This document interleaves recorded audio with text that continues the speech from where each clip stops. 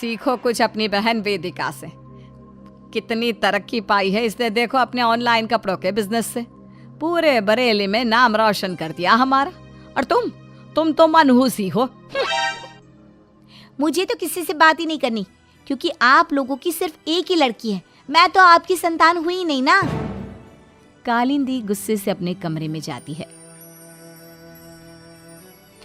कालिंदी, अरे क्या माँ बाबूजी, आपने खामखा उसे निराश कर दिया हर बार की तरह। नहीं वेदिका बेटा, हमने कुछ गलत नहीं किया है। वो लड़की है ही ऐसी। तुम वायु हो तो वो अग्नि समान है। सूरज से तो दोनों बराबर हो। सीरज से भी हो जाते तो कितना अच्छा होता। तुम ही सोचो ना वेदिका। ये कहानी है दो जुड़वा बहनें कालिंदी और वेदिका की। वेदिका एक होनहार फैशन डिजाइनर होती है और अपने डिजाइन किए हुए कपड़ों का ऑनलाइन और सोशल मीडिया प्लेटफॉर्म पर बिजनेस चलाती है और तरक्की करती है। वेदिका रूप रंग और गुणों से बहुत अच्छी होती है, वहीं कालिंदी उसका पूरा उल्टा रूप होती है। वो हमेशा अपनी बहन वेदिका से जलती रहती है। पता नहीं कौन से हीरे मोती जड़े हैं उस पर। मेरा जीना दुश्वार कर रखा है इसने। उसकी वजह से ना सब मुझे ताने कसते रहते हैं। बस सबको मुझ में भी वेदिका जैसे गुण चाहिए। लेकिन अब पानी सर के ऊपर जा रहा है और ऐसे में मैं पुराने मेज की तरह एक कोने में पड़ी हुई नहीं रह सकती। अब रोना धोना छोड़ कालिंदी और बदला ले। वेदिका के लिए राघव नाम के लड़के का रिश्ता आता है और फिर उन दोनों की शादी हो जाती है। शादी के बाद वेदिका का जीवन खुशियों से भर जाता है। उसके ससुराल में सास अनामिका और ससुर किशोरी लाल जी होते हैं। वहीं मायके में अब थोड़े दिनों में तेरे लिए भी लड़का ढूंढूंगी और तेरा भी ब्याह करा दूंगी। फिर रहना अपने पति संग एक आजाद पंछी की तरह। तुझे यहाँ तो कैद लगती है ना। अरे नीलिमा, ये देखो वेदिका ने फोटो भेजी है। दामाद जी और वो हिमाचल घूमने गए हैं हनीमून मनाने। कितने सुंदर लग रहे हैं दोनों, किसी की नजर ना लगे। इन दोनों के बीच का प्यार ऐसे ही बढ़ता रहे, कभी ना घटे, भगवान करे। तभी कालिंदी अपने खुराफाती दिमाग को चलाकर मन ही मन सोचती है। पापा, आपके मंसूबों पर पानी फेरेगी आपकी अपनी बेटी कालिंदी। राघव जीजू और वेदिका के बीच अब मैं घुसूंगी और राघव को जीजू से पति बनाऊंगी। वेदिका के जीवन की सबसे बड़ी खुशी ही मैं उससे छीन लूंगी। राघव और वेदिका का रिश्ता अच्छे से चल रहा था। वेदिका, ये देखो मैं तुम्हारे लिए गजरा लेकर आया हूँ। सुगंध तो बहुत कमाल की है। जल्दी से इसे अपने बालों में लगा लो। अरे थैंक यू राघव। तुम अच्छे से जानते हो कि मुझे कौन सी छोटी चीज़ पसंद होती है। प्यार ने अभी अभी ही उन दोनों के दिलों में दस्तक देनी शुरू की थी, लेकिन उसके पहले ही कालिंदी राघव को अपनी ओर खींचने के पैतरे आजमाना शुरू कर देती है। वेदिका अपने काम और गृहस्थी में व्यस्त रहती, जिसके कारण राघव को वो इतना वक्त नहीं दे पाती। एक दिन कालिंदी राघव के ऑफिस के रास्ते पर जानबूझकर खड़ी रहती है। जब राघव अपनी बाइक पर सवार होकर वहां से गुजर रहा होता है। अरे कालिंदी, तुम यहाँ बीच सड़क पर। वो एक्चुअली ना पिछले 20 मिनट से ऑटो का वेट कर रही हूँ, लेकिन कोई ऑटो मिल ही नहीं रहा मुझे। मेरी न्यू जॉब लगी है, वहाँ जाना है और तो और मुझे भूख भी लगी है। एक काम करो, तुम बाइक पर बैठ जाओ। मैं तुम्हें पहले कैफे ले जाता हूँ, कुछ खिलाता हूँ और साथ ही साथ तुम्हें जहाँ जाना है वहाँ ड्रॉप भी कर देता हूँ। बस नहीं, रहने दीजिए ना। अरे मैं तुम्हारा जीजा नहीं, दोस्त भी हूँ। चलो चिल, आ जाओ। कालिंदी मुस्कुराती है और राघव के साथ बाइक पर बैठकर जाती है। वो दोनों कैफे में जाकर नाश्ता करते हैं और काफी सारी बातें भी करते हैं और फिर राघव उसे जॉब की जगह पर ड्रॉप भी कर देता है। ऐसे ही रोजाना कालिंदी राघव की बाइक पर बैठकर जॉब पर जाती और फिर वो दोनों घूमने भी जाया करते, कभी शॉपिंग मॉल तो कभी थिएटर में तो कभी होटल में। कालिंदी ने राघव को अपने जाल में पूरी तरह फंसा लिया था और राघव रात को घर जाने के बाद वेदिका के साथ बात भी नहीं करता और कालिंदी से ही फोन पर चैटिंग करता रहता। कालिंदी, तुम ना मुझे जीजू मत बुलाया करो। हम दोनों का रिश्ता अब और भी गहरा हो चुका है। शायद मुझे तुमसे प्यार हो गया है। क्या सच्ची?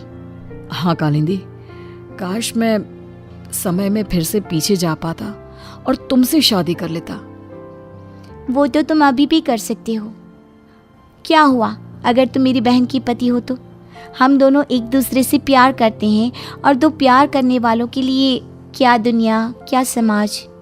चलो ना अभी के अभी मंदिर में जाकर शादी कर लेते हैं राघव। अरे लेकिन वेदिका बस अपने फैशन डिज़ाइनिंग के काम से प्यार करती है और पैसों से। वो तुमसे प्यार नहीं करती।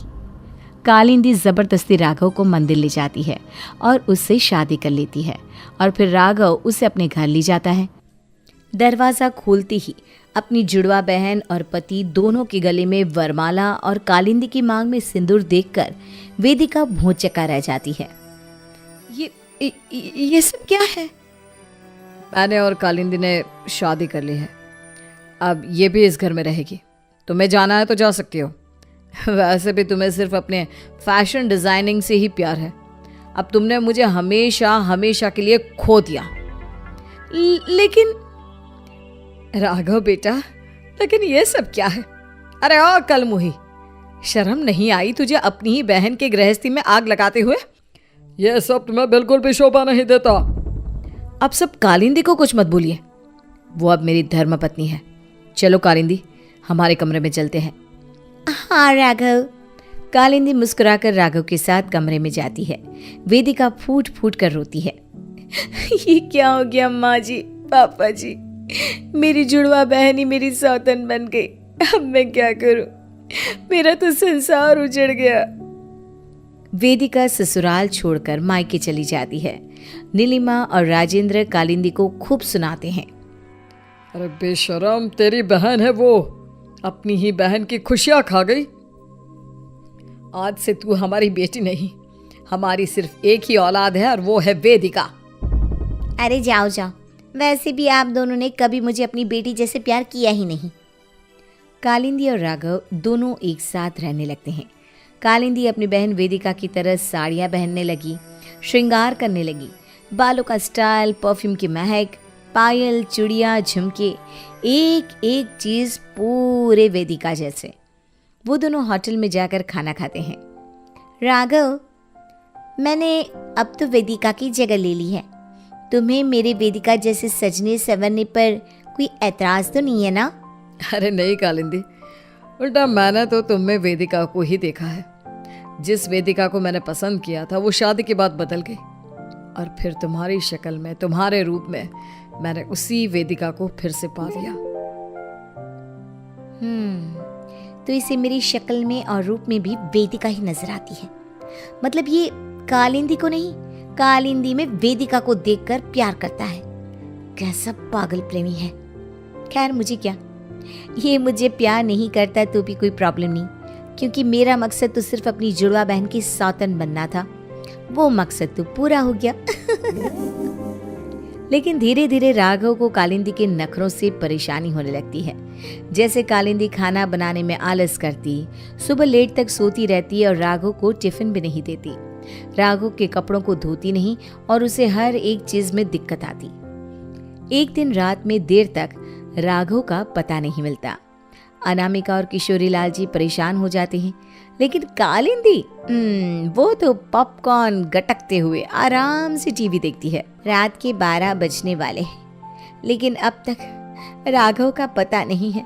न जाने कहाँ होगा मेरा बेटा।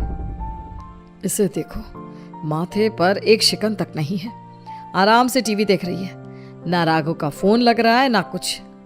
हे भगवान, मेरे बेटे की रक्षा करना। तभी अचानक टेलीफोन की घंटी बजती है और पता लगता है कि राघव का एक्सीडेंट हो चुका है। राघव को सर पर चोट लगने से वो मानसिक विकलांगता का शिकार हो जाता है और उसका दिमाग बच्चों की तरह हो जाता है। वो बच्चों की तरह बर्ताव करने लगता है। कालिंदी को अब राघव का ख्याल रखने में बहुत गुस्सा आता है।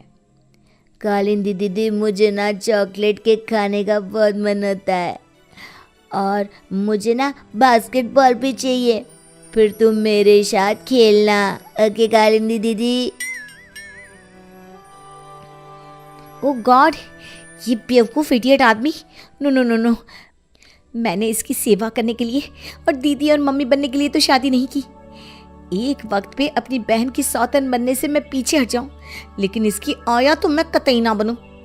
मैं जा रही हूँ ये शहर छोड़कर, इन सब से दूर। कालिंदी अपना बोरिया बिस्तरा बांधकर शहर छोड़कर चली जाती है और उसके जाते ही आखिर हमारा प्लान कामयाब हो ही गया।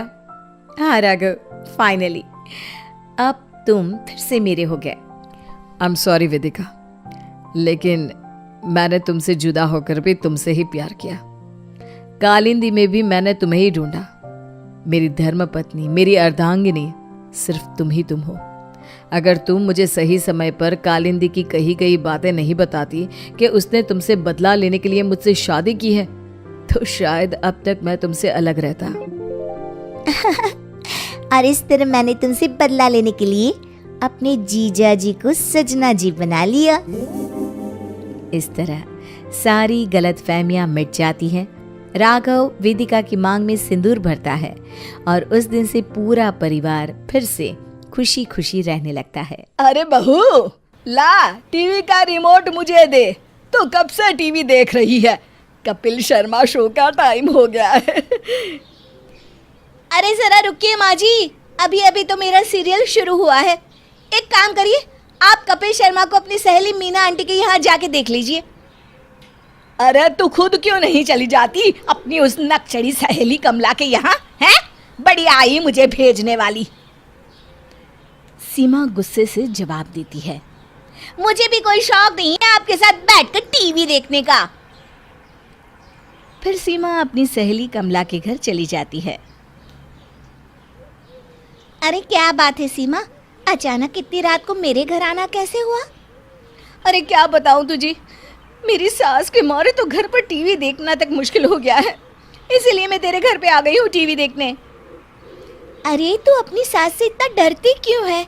अभी अभी तो तेरी शादी हुई है। अगर अभी से तू नरम पड़ गई तो तेरी सास तुझे घर की नौकरानी बना कर रख देगी। तो बिल्कुल ठीक कहती है कमला, मेरी सास कुछ ज़रूरत से ज़्यादा ही मेरा फ़ायदा उठाती है। घर का सारा काम मुझे अकेली को करना पड़ता है। तो चिंता मत कर, बहुत आसान तरीका है। बस कल से तेरी सास तुझे जो भी काम बताए तू उसे करने से साफ मना कर दे। देख लेना, धीरे धीरे तेरी सास लाइन पर आ जाएगी। फिर अगले दिन से सीमा कमला की सिखाई हुई बातों को अपनाती है और अपनी सास से छोटी छोटी बातों पर झगड़ने लगती है। अरे बहू, सुबह से ये कपड़े बाथरूम में पड़े हैं, तूने अभी तक धोए क्यों नहीं? माँ जी, आज मेरी तबीयत ठीक नहीं है, आप धो लीजिए कपड़े। ऐसे भी मैं तो रोज धोती हूँ ना, घर का थोड़ा बहुत काम आप भी कर लिया कीजिए। अरे बड़ी बदतमीज है तू, बहू होके अपनी सास से कपड़े धुलवाएगी? ये तो इस घर में कभी भी नहीं हो सकता। सीमा चिढ़कर अपनी सास को जवाब देती है। तो ठीक है, कपड़े इसी तरह पड़े रहने दीजिए, मुझे कोई फर्क नहीं पड़ता। मैं चली अपने कमरे में। फिर अगले दिन। अरे सीमा, तुमने अभी तक मेरे कपड़े नहीं धोए, मैं ऑफिस क्या पहन कर जाऊंगा? सुनिए जी, मैं आपसे साफ साफ कह देती हूँ, अपनी माँ से कहिए कि घर के काम में मेरा हाथ बटाया करे, या फिर एक नौकरानी का इंतजाम कर दीजिए। मैं अकेले इस घर का सारा काम नहीं कर सकती।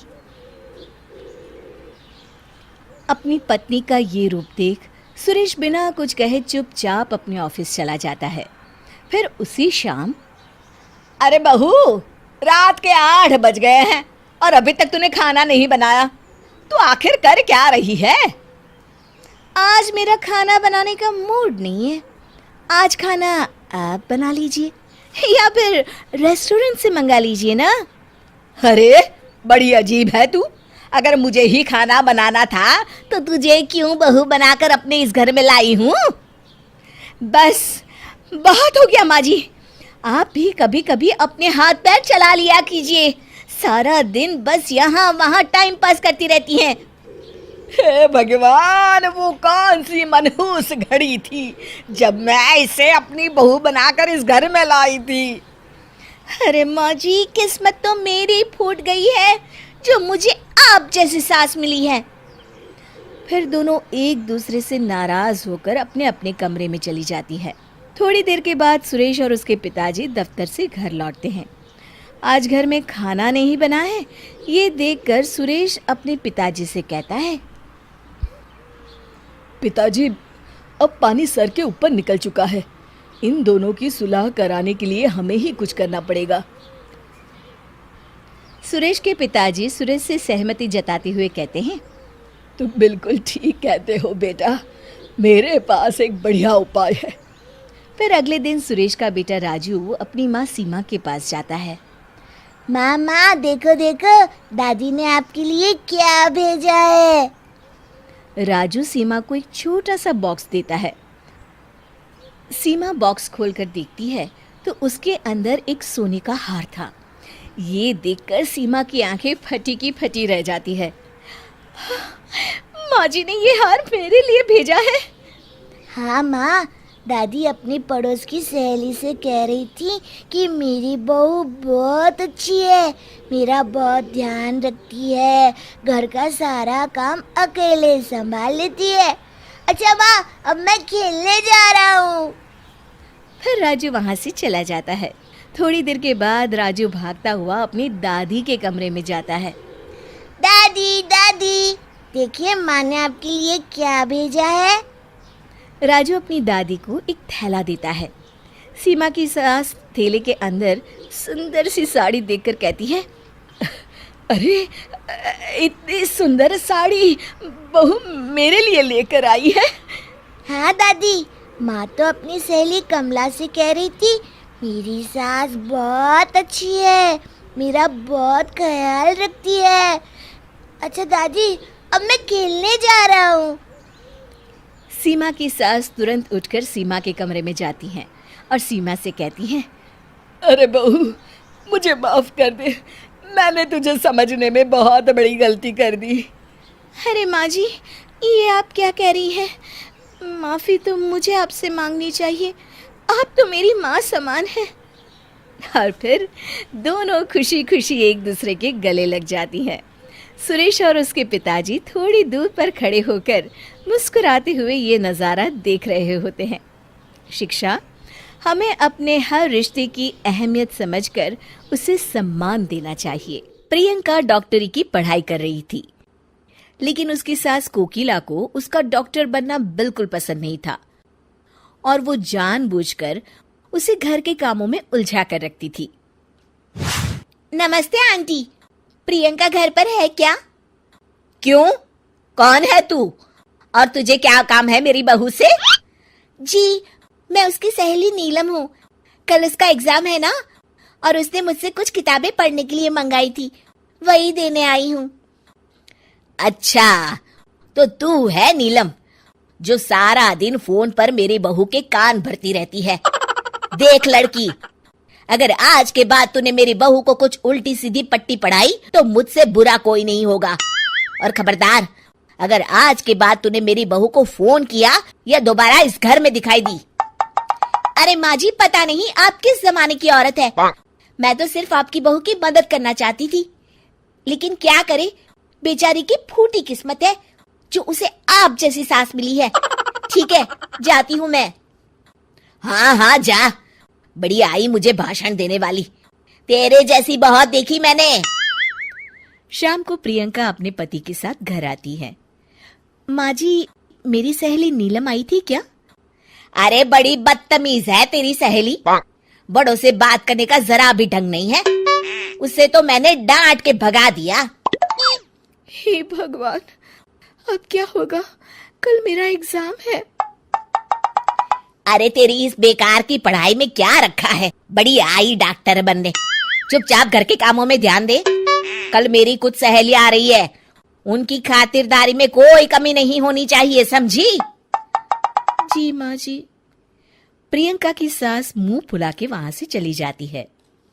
प्रियंका का अगला पूरा दिन अपनी सास की सहेलियों की आवभगत और घर के काम में बीत जाता है और प्रियंका एग्जाम नहीं दे पाती। उस रात प्रियंका अपने पति करण को सारी बात बताती है। अब क्या बोलूं, ये माँ भी ना। कोई बात नहीं, अब तुम अपना मूड ठीक कर लो, अगली बार अपनी एग्जाम की तैयारी अच्छे से कर लेना। फिर कुछ दिनों के बाद, अरे कोकिला बहन, तेरी बहू है क्या घर पर? अरे क्या हुआ भारती, तू इस तरह लंगड़ा क्यों रही है? अरे क्या बताऊं कोकिला, सीढ़ियां उतरते वक्त मेरा पैर फिसल गया और मैं नीचे गिर पड़ी। मेरे पैर में बुरी तरह सूजन आ गई है, इसलिए तेरी बहू से दवा पानी कराने आई हूँ। मेरी समझ में नहीं आता, लोग छोटी छोटी बातों को लेकर डॉक्टर के पास क्यों भागते हैं। अरे बस तेरा पैर मुड़ गया है ना, ला अभी खींचकर सीधा कर देती हूँ, ला दिखा तेरा पैर। कोकिला भारती का पैर पकड़कर जोर से खींचती है। मर गई रे, मेरा पैर। अरे क्या हुआ, आराम मिला? अरे कोकिला, एक तो मेरा पैर पहले ही टूटा है, कहीं ऐसा ना हो कि मेरा पैर किसी काम का ना बचे। रहने दे तू, अब मैं चलती हूँ। भारती वहां से चली जाती है। थोड़ी देर के बाद प्रियंका घर आती है। अरे कहाँ मर गई थी सुबह से? माँ जी, मैं अपनी किताबें लेने गई थी। प्रियंका अपने कमरे में चली जाती है। अच्छा, इन किताबों ने इसका दिमाग खराब कर रखा है। ये किताबें ही सारी मुसीबत की जड़ है। क्या रद्दी पेपर, लोहा, प्लास्टिक, खाली बोतल। ए रद्दी वाले, यहाँ जी माँ जी, अभी आया। ये सभी किताबें ले ले। अरे माँ जी, ये सब तो अंग्रेजी की बड़ी बड़ी महंगी किताबें लगती है, आप इन्हें क्यों बेच रही हैं? अरे नास पीटे, तुझे क्या करना है? कौन सी किताबें हैं कौन सी नहीं? तू तो बस अपना काम कर और इन्हें लेकर यहाँ से चला जा। जी माँ जी। रद्दी वाला प्रियंका की सारी किताबें लेकर चला जाता है। प्रियंका को जब इस बात का पता चलता है तो वो बहुत दुखी होती है और अपनी पढ़ाई पूरी करने के लिए लाइब्रेरी जाने लगती है। कुछ दिनों के बाद, अरे मर गई रे। क्या हुआ माँ, तुम्हारी तबीयत तो बहुत खराब हो गई है। आज अपने बंगाली बाबा के पास से दवाई लेकर नहीं आई आप? अरे नाम मत ले उस बंगाली बाबा का, वो तो खुद अपना इलाज नहीं कर सकता, मेरा इलाज क्या खाक करेगा। ठीक है माँ, मैं प्रियंका को फोन करके बुला लेता हूँ। प्रियंका लाइब्रेरी में बैठी पढ़ रही होती है। तभी उसके पति करण का फोन आता है। जी बोलिए करण। माँ की तबीयत ठीक नहीं है, तुम जल्दी घर आ जाओ ना। जी मैं अभी आती हूँ। थोड़ी देर के बाद प्रियंका घर पहुँचती है। क्या हुआ माँ जी? सुबह से माँ की तबीयत ठीक नहीं है। फिक्र मत कीजिए माँ जी, आप मुझे एक बार अपना चेकअप करने दीजिए, सब ठीक हो जाएगा। अच्छा ठीक है, बहू जैसी तेरी मर्जी। प्रियंका कोकिला का चेकअप करती है। शुक्र मनाइए माँ जी कि आपकी बीमारी वक्त रहते पता चल गई है, वरना आपका ये इन्फेक्शन फैल जाता और लेने के देने पड़ जाते। प्रियंका अपनी सास को एक इंजेक्शन लगा देती है और कुछ दवाइयाँ खाने के लिए दे देती है। अब आप एकदम ठीक हो जाएंगी। कुछ दिनों के बाद कोकिला पूरी तरह ठीक हो जाती है। अपनी बहू के साथ किए गए गलत व्यवहार को याद करके कोकिला को बड़ा बुरा लगता है और वो अपनी गलती का पश्चाताप करने के लिए अपनी बहू को उसकी किताबें लाकर देती है। मुझे माफ कर दे बहू, अगर तू सही वक्त पे मेरा इलाज नहीं करती तो पता नहीं क्या होता। अरे माँ जी, आप ये कैसी बातें कर रही हैं? मैंने जो भी किया वो तो बहू होने के नाते मेरा फर्ज था। इतनी देर से बैठे टीवी देख रहे हो, शाम हो गई है, बाजार जाकर सब्जियां ले आओ। पता नहीं पिछले जन्म में कौन से पाप किए थे जो आज ये दिन देख रहा हूँ। इस घर का मालिक होते हुए भी इस घर में मेरी एक नहीं चलती। गिरधारी बाजार चले जाते हैं। शांति का बर्ताव घर में किसी को पसंद नहीं आता था। कुछ समय के बाद शांति के बेटे रमेश की शादी हो जाती है। देखिए जी, कैसी लग रही हूँ मैं इस साड़ी में? अरे भाग्यवान, क्या कर रही हो? जरा धीरे बोलो, कहीं माँ को पता चल गया कि मैं तुम्हारे लिए साड़ी लेकर आया हूँ तो मेरी शामत आ जाएगी। तभी शांति रमेश को आवाज देती है। अरे रमेश! रमेश भागता हुआ अपनी माँ के पास आता है। क्या हुआ माँ, क्या बात है? अरे नालायक, कल तुझे तनख्वाह मिली है और तूने अभी तक मुझे पैसे नहीं दिए। ला जल्दी से पैसे दे। रमेश अपनी माँ को पैसे देता है। शांति पैसे गिनकर रमेश से कहती है, अरे ये तो कम है, बाकी के कहाँ हैं? अरे माँ, वो दरअसल दुर्गा को कुछ सामान की जरूरत थी तो मैं उसके लिए सामान ले आया। अरे वाह बेटा, शादी हुए 2 दिन नहीं हुए और तू अभी से अपनी बीवी का गुलाम बन गया है। मेरी बात कान खोल कर सुन ले।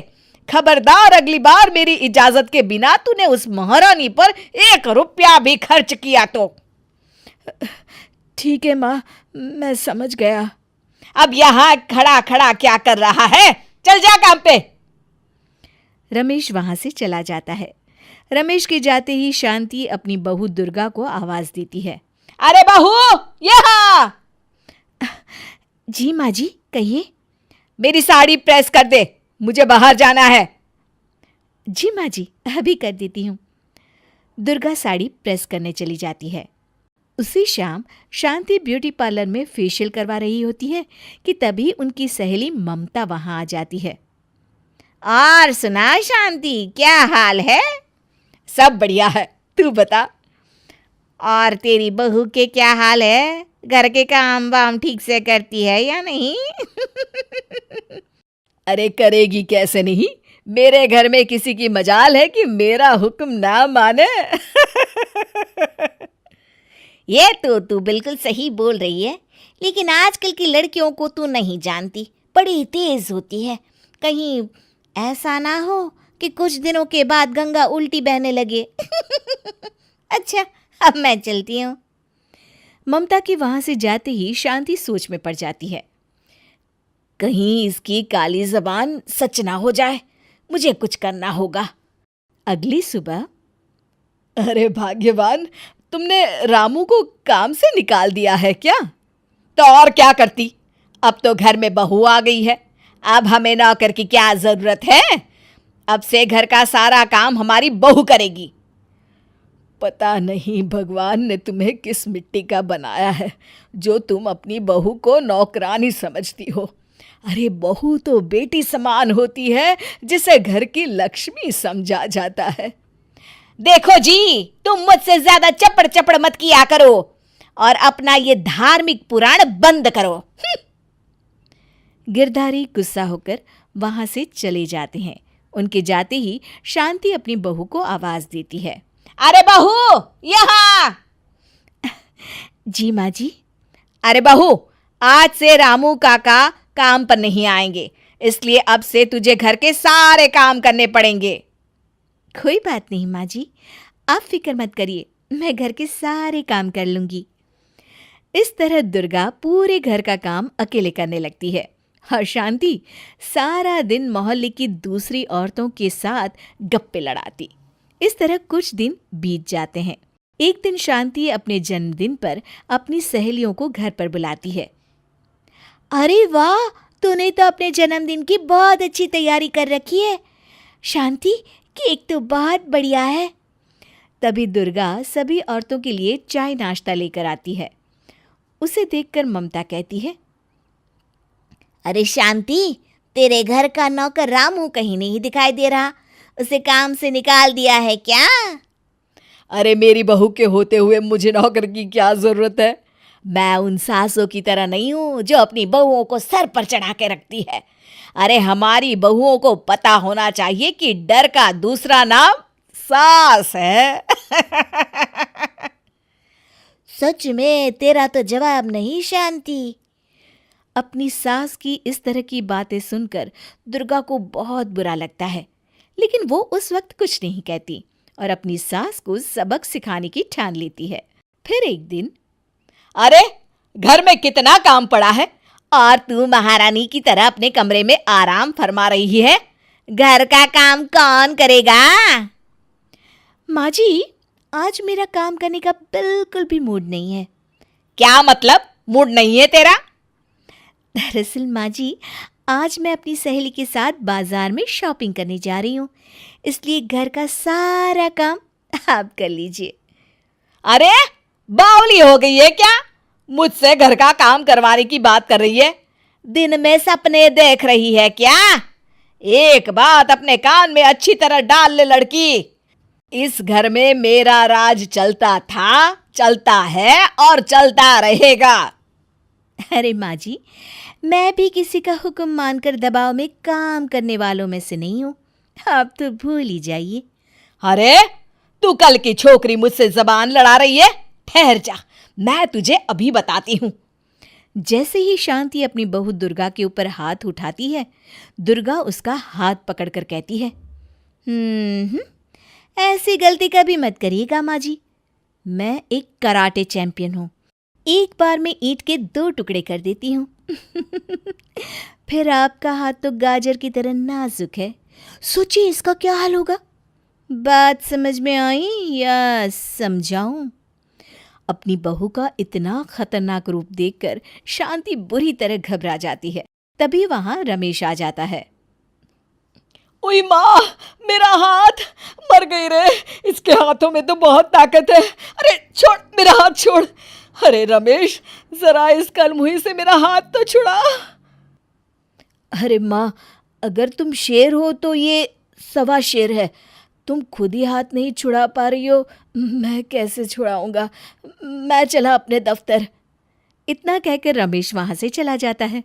शांति समझ जाती है कि उसका आत्मसमर्पण करना ही ठीक रहेगा। अरे बहू, भगवान के लिए मुझे छोड़ दे, मुझसे गलती हो गई। आपसे तू जैसा कहेगी इस घर में वही होगा। दुर्गा समझ जाती है कि उसकी सास को सबक मिल चुका है, वो उसे छोड़ देती है।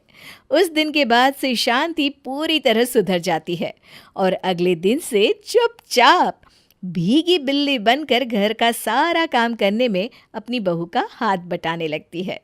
शिक्षा: हमें हमेशा अपने परिवार के सभी सदस्यों को बराबर सम्मान देना चाहिए और सबके साथ मिलजुल कर रहना चाहिए। मीरपुर नाम के शहर में तेजस अपनी पत्नी नीरू के साथ रहता था।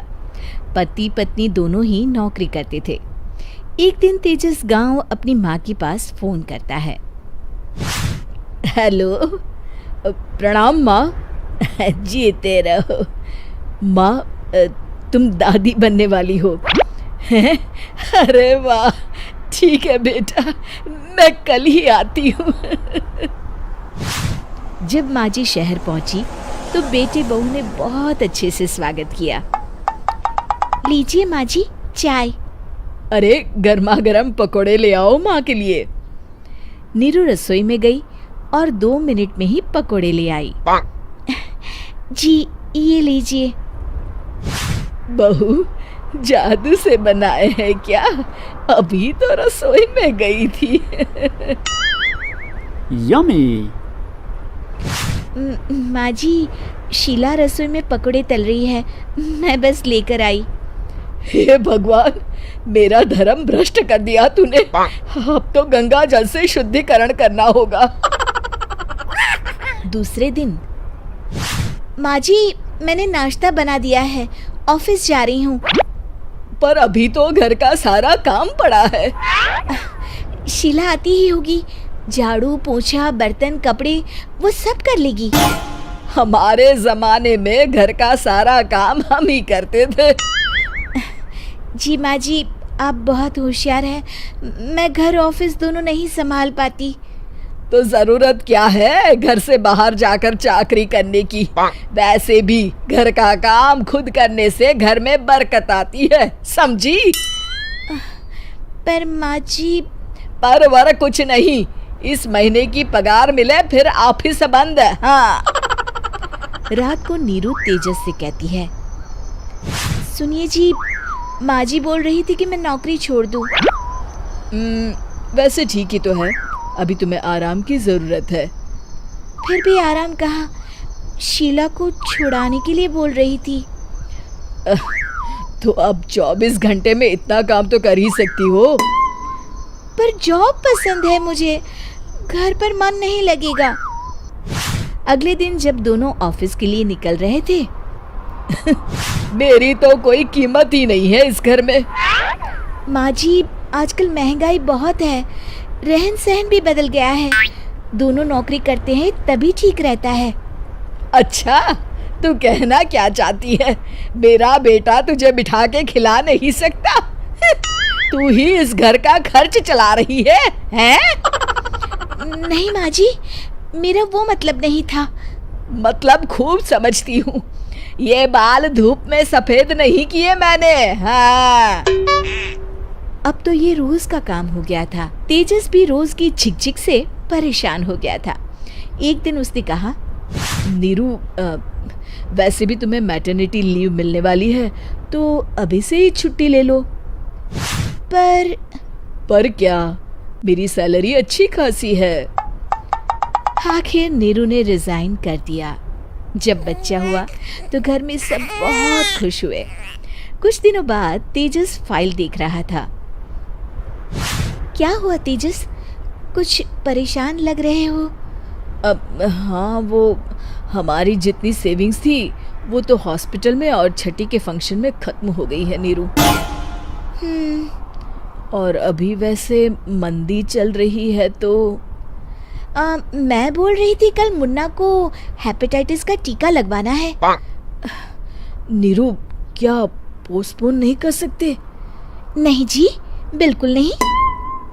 अब तेजस को समझ में आ रहा था कि उससे गलती हुई है। पैसों की कमी का असर घर के माहौल पर भी पड़ रहा था। अगले दिन, बेटा, मेरा चश्मा और ये दवाइयाँ ले आना, पर्चा देते हुए माँ जी ने कहा। जी।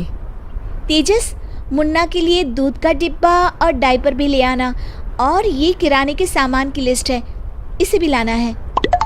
तेजस गुस्से में लिस्ट मरोड़कर फेंकता है और चिल्लाता है, पैसे क्या पेड़ पर उगते हैं? ये ले आना, वो ले आना। अरे, पर ये जरूरत का सामान ही है। वो गुस्से में बिना कुछ कहे ऑफिस चला गया। अरे लंच तो ले जाइए। नीरू दौड़कर डिब्बा पकड़ाती है। एक दिन खाना खाने के बाद, नीरू, अब तो मुन्ना कुछ बड़ा हो गया, तो अब तुम वापस ज्वाइन कर लो ना जॉब। पर इस रिसेशन में जॉब मिलना बहुत मुश्किल है। ट्राई तो करो। फिर मुन्ना? माँ जी है ना, और एक फुल टाइम मेड भी लगा लेंगे। पर माँ जी, उन्हें तो पसंद नहीं। तभी माँ जी वहाँ आ जाती है और प्यार से नीरू के सर पर हाथ फेरते हुए बोलती है, अब मेरी समझ में आ गया बहू, पहले के और अब के समय में अंतर है। तुम काम शुरू करो, मुन्ना की जिम्मेदारी मेरी। मेरी प्यारी माँ जी। ये कहकर नीरू उनके गले लग गई। शिक्षा, परिवर्तन संसार का नियम है। हमें भी समय के साथ चलना चाहिए।